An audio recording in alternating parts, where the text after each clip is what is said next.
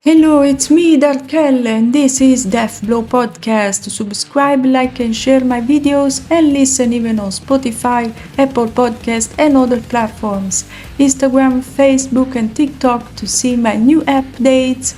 And if you want to write me, I even have an email that you can find in the description. Today I want to talk with you about a band that became very famous in South America and Brazil in particular. This band is called Sepultura. They formed in Belo Horizonte way back in 1984. They took inspiration for the name thanks to Motorhead's song Dancing on Your Grave, and in Portuguese it has been translated in Dançando na Sua Sepultura.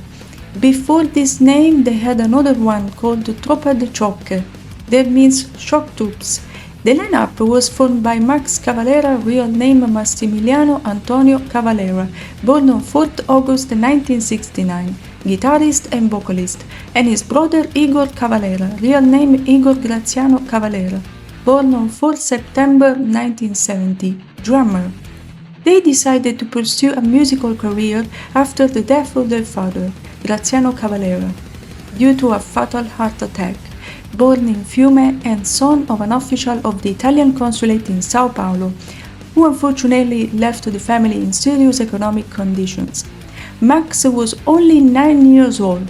They stayed with their mother Bania Cavalera, died last year. Max started to be more passionate about music in 1982 after he saw a Queen concert. Igor instead began to play drums at the age of 10. Before music, he and his brother really liked to play football, but soon they discovered that music was their own path. Igor has many hobbies. He collects toys, practices jiu-jitsu, kickboxing, snowboard, surf. He likes to draw, and he has a fashion brand called Cavalera. Max instead supports his Italian origins. He speaks a good Italian, and he tattooed the names of his brother Igor and his stepson Dana on his hand, that died in 1996. Their father had an incredible LP collection, and they started to listen to Black Sabbath and Led Zeppelin, followed by faster and faster riffs and more metal like Venom, Motorhead, and Slayer. Igor remembers when he listened this extreme metal for the first time in this interview.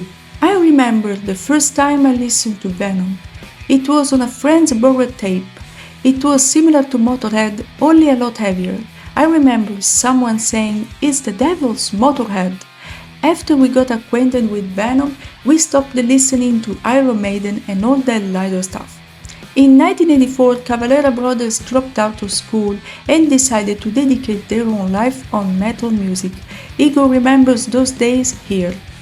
I don't know if it's like that, because Max and I have always been so proud of every little step we take, but it's something very special. I would never imagine when I was a teenager that I would be this age and still play this kind of music, or even be involved in playing music at all. For me, that's crazy.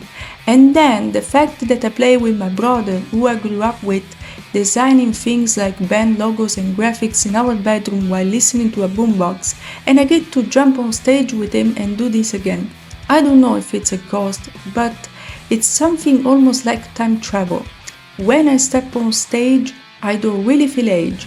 I don't really feel all those barriers.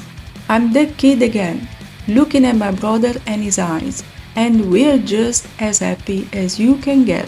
Igor has a memory about their teenage years in this interview.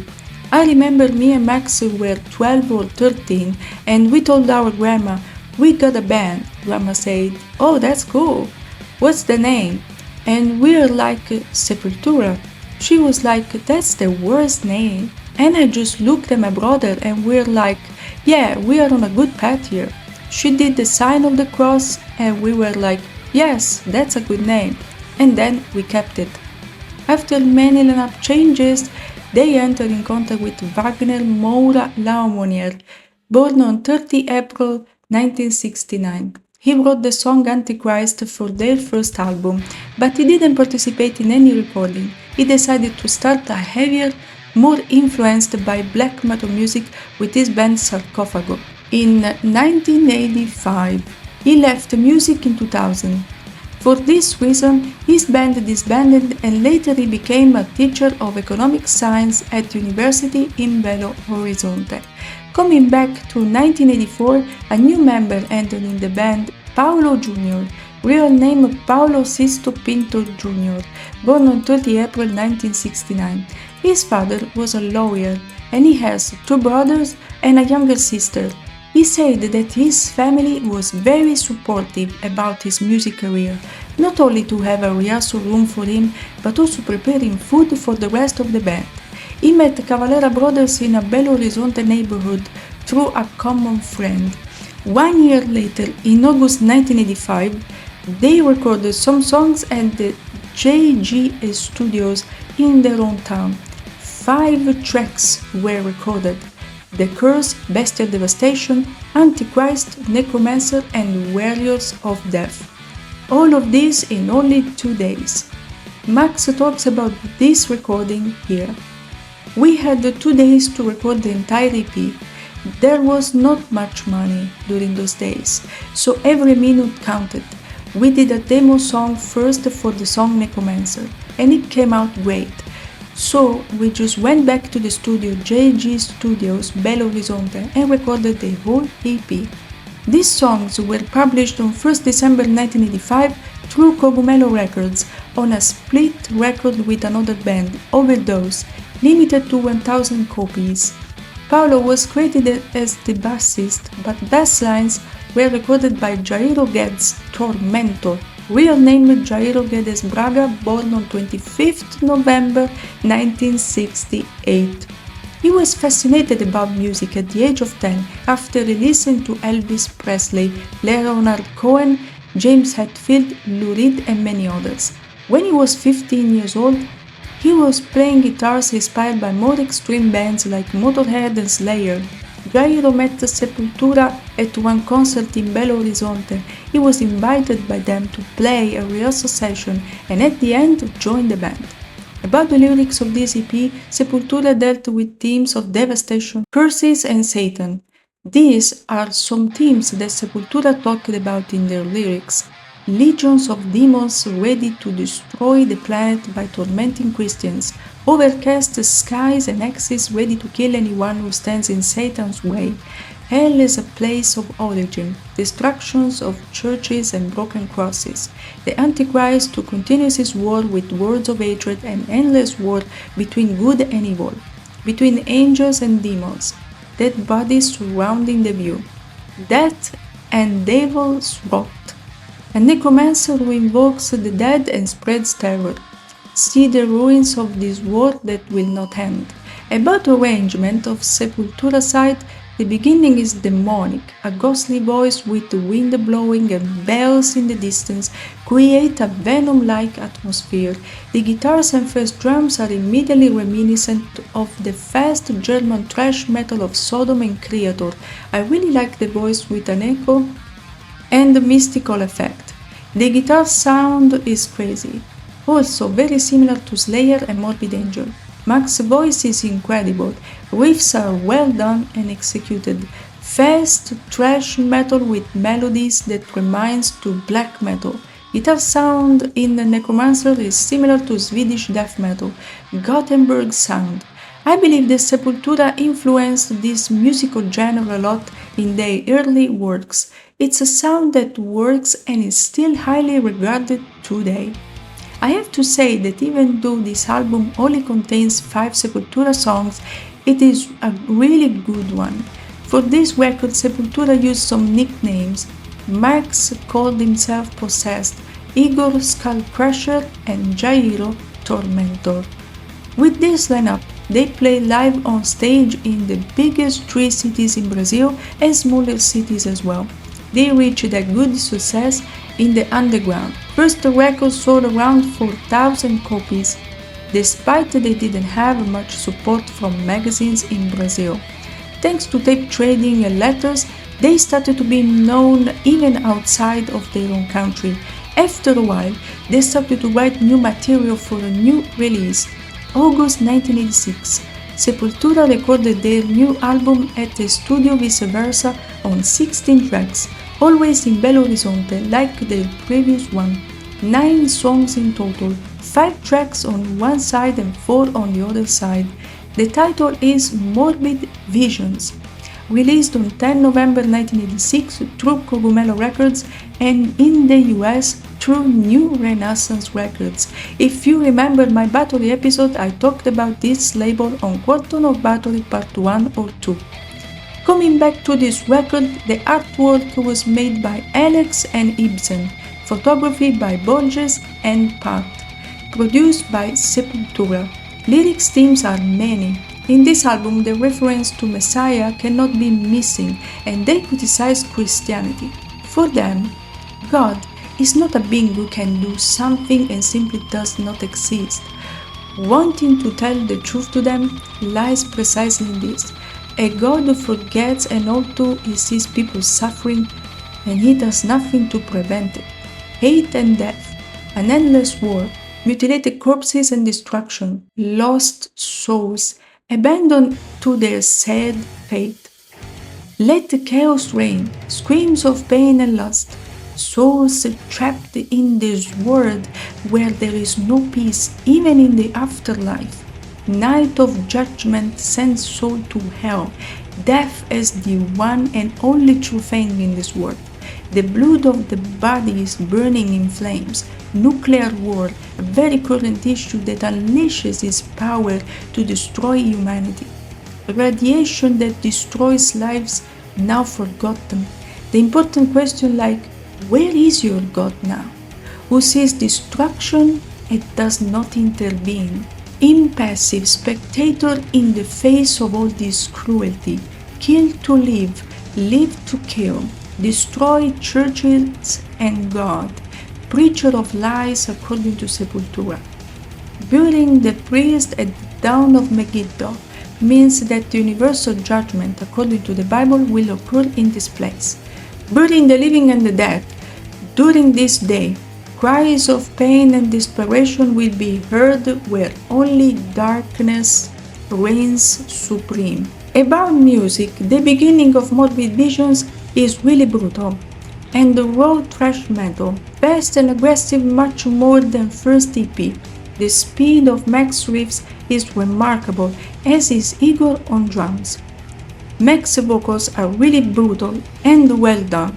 Very well, the riffs that change and alternate with scales are reminiscent of Metallica and other thrash bands like Slayer. His voice is really fast in certain passages. Solos are very well performed too. Troops of Doom starts out slower but proves to be a truly brutal song. Little by little it becomes faster and faster with the single notes, creating a structure that is nothing to envy of other bands much more famous than them. Igor's drumming in War has excellent musical quality. Even riffs in certain passages are not bad at all in this song. Crucifixion reminds of Slayer's sound, and at the end of the song, some phrases reminiscent of dark rituals are interesting. More or less, almost all songs have a similar structure and there aren't many differences in sound. Funeral Rites starts in slow doom metal style and Mac's suffering voice to give a decadent atmosphere, then explodes in a faster sound than Igor. After the release of this album, Sepultura became very famous, and this is what Max revealed in one interview. Yes, it's nice to know that there are many people who value your work. We never imagined going this far with Morbid Visions, also because it is poorly produced and recorded. Yet here we are, among the best thrash bands. I think we and all Brazilian bangers should be proud of all this. After the release of Morbid Visions, Jairo Guedes left the band. He explained better his choice in this interview. I had some issues during the time. I am the older one. I was getting married. I couldn't be part of something too big as we knew it would be. I didn't want to be the stone in the shoes. I started to study other kinds of music, blues, melodic metal, etc. But I do not regret it. I wasn't in the band during the hard times when they broke up. It gives me some space to be respected by them. Sepultura and Cavalera brothers as well. Max has a different opinion about it. He revealed it here. He was completely uninterested in Sepultura, and for more than a month he no longer came to rehearse with us. So we asked him, "What's happening to you?"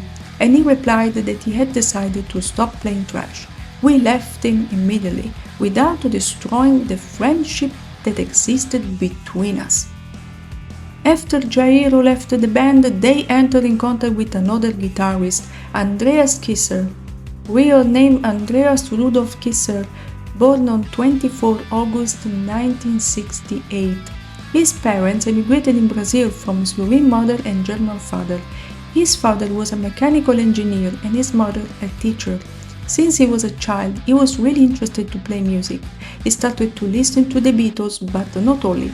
After he received from his grandmother an acoustic guitar, he was going to play classical pieces and Brazilian popular songs until one of his friends introduced him to Kiss and Queen. In 1984, Kisser formed a band called Esfinge with his school friends. They were playing covers of Black Sabbath, Ozzy Osbourne, Venom and Metallica, but not only. 2 years later they changed their name in Pestilence. 1987. While he was on a vacation trip in Belo Horizonte, he went to see Sepultura play live. That day was very important for him because he improvised as a roadie and at the end jammed with them.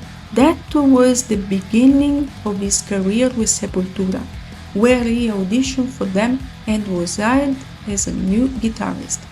Max talked in one interview about him. What we were looking for was a good guitarist, not a close one. Andreas plays very well and then he gets along very well with us, like a brother. We are not only together in the rehearsal room or in concert, but all day long. We found in Andreas the suitable person. With Andreas, they have recorded new material and played live. In August 1987, they entered in JG Studios again in their hometown. Despite that Jairo wrote the material, he left the band before finishing the record. Album title is Schizophrenia, released under Cogumelo Records and for Europe through Sharp Records on 30 October of the same year. Artwork by Ibsen and photo by Fabiana. On this record there are two new instruments, violin and keyboard. Violin played by Paulo Gordo, while keyboard played by Henrique Portugal. On this record is credited Paulo Jr. as a bassist, but he didn't record bass lines. Kisser did. Produced by Jeff Daniels and mixed by Scott Burns, famous to have produced later important bands like Cannibal Corpse, Death, and Decide, between the most important ones. Lyrics by Korg. It contains 9 songs like the previous record. About lyrics, storms, pain, blood of innocent are the themes of this album. The desire to vanish from this reality, death and despair, rotting flesh and madness, hearing the cry of souls in pain, hell on earth, clinging to God but too late. The body destroyed by war and pain, a bloodbath of darkness, suffer and silence spreading across the land. Streets full of blood, killing oneself and getting rid of suffering that will not end. Escaping to the void represent the escape from a cruel and unhappy reality. Death as liberation, the soul that leaves the body and torments the victims of this life, an unfair life, deriving immense pleasure from death. Death as the last chance to be accepted and repudiated by life. Feel deep agony, a world where there is no light, but only darkness.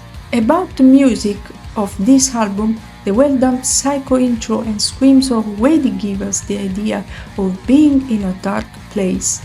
Drums and guitars immediately start fast with a violent and merciless thrash. Structure of the guitars and sharp voice are good. Excellent harmony between the guitar and bass. Very precise together and they prove to do an excellent job. The production level feels better and is mixed very well. Kiss's solo is exceptional and is incredibly talented. His basis is listening to classical music. He has a trained ear when it comes to technique. He managed to mix speed and precision in music. An excellent job. Compared to the first album, there is more thrash and less black death metal, but all in all, it is a well done album. The effect with double pedal on drums is truly incredible. Igor has improved a lot compared to the first two albums. As for the guitars, they have a sound that not only becomes death metal at certain moments, but manages to mix death and thrash in an excellent way. Synthesizer in the track with acoustic guitar wants to give an atmosphere of melancholy at the beginning of Inquisition Symphony, and then the not too fast intro reminds me a lot of Sodom in the album Persecution Mania, and in particular the track Possession to Golgotha. Sepultura are definitely faster than Venom. The 80s were full of these albums that try to answer the question who's faster than who. First wave of black metal with Sodom and Battery proved to be fast both with riffs and drums, but I can say that Sepultura are perhaps among the first in those years to have been the fastest band in South America. Their fast sound acts as a painkiller if you find yourself having a hard time. With this album you have a guarantee. It destroys any kind of pain. But let's go back to the track The Abyss. It contains a really well done acoustic guitar passage and is reminiscent of Battery on albums like Twilight of the Gods. But then we return to speed with the track R.I.P. Rest in Pain, a truly exceptional mix of death and thrash. After this release, they signed an exclusive 7-album deal with the Roadrunner Records, known as Roadrunner Records, an American label based in New York City. This is what Max revealed in this interview. In the past, our main problem has always been getting our music heard by as many people across the globe as possible, and I think that this new deal will make sure that there's no longer the case. Cogumelo Records was good to us. They gave us a chance at the time when no one else would, and for that we are grateful to them. But at the same time we feel that it's time to move on, and the Roadrunner Records are willing to give us the push we need in order to grow as a band. About Shark Records, Max is very clear about this release for Europe version, talks about it in this interview. Yes, recently our album Schizophrenia was released in Europe through US Metal Shark Records, and I would just like to advise everybody out there to don't buy the record because it's definitely a bootleg. And then he continues, they don't have the rights to release it and they know it because they pressed up all their records from a Brazilian copy of it and not the master tapes. This next release was co-produced by Sepultura and was recorded at Nas Nuven Studio in Rio de Janeiro between 15 until 28 December 1988.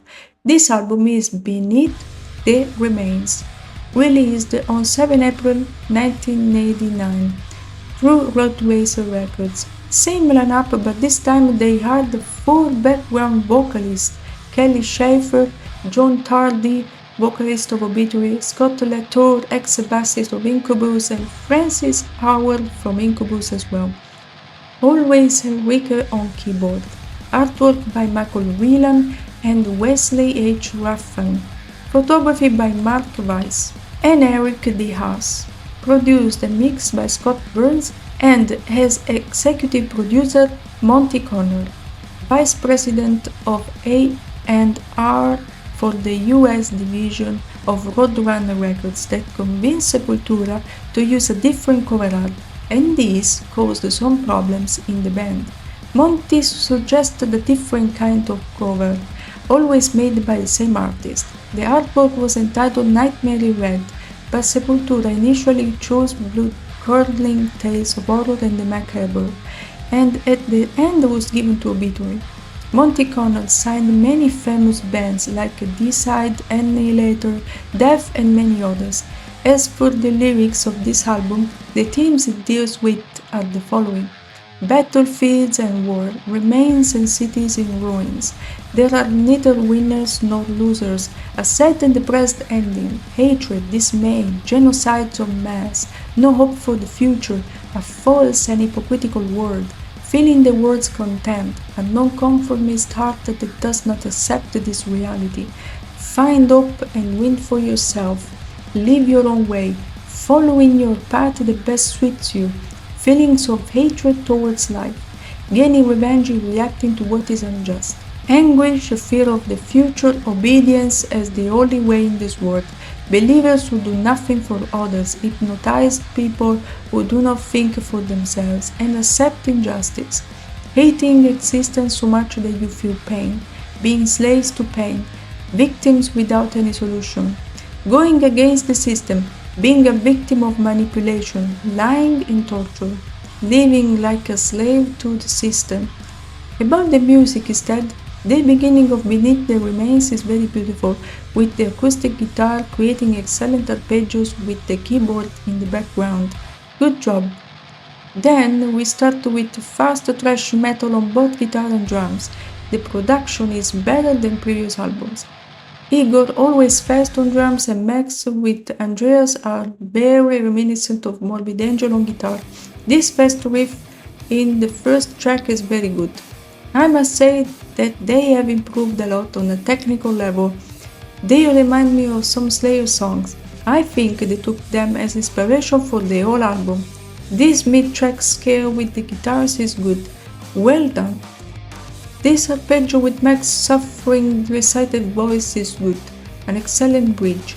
Then we start again at speed with drums and guitars, short solo by Kisser, and the other instruments creating increasingly complex structures. It's really nice to listen to. Some parts of this song, in my opinion, were inspired by Metallica's first albums. Some songs recall Slayer pure thrash sound. You can feel the hard work involved in recording an album like this. The flanger and various effects included are exceptional. Complex instrumental sequences and pure creativity brought this to life. Igor's drums come in fast as ever. Kissel in his short solo refers to pieces of classical music, an important teacher for those who want to use the technique. Although short, you can feel the guitarist's ability to use the right technique. It has a great sound that briefly recalls death metal, but then returns to pure thrash. Kisser's solos are always based on classical and traditional pieces. His technique is truly exceptional. It contains also a complex alternating tempo. Great track, perhaps one of my favorites from Beneath the Remains. Faster and closer to death metal in certain songs. And it's all for this episode of Death Blow Podcast. Subscribe, like and share.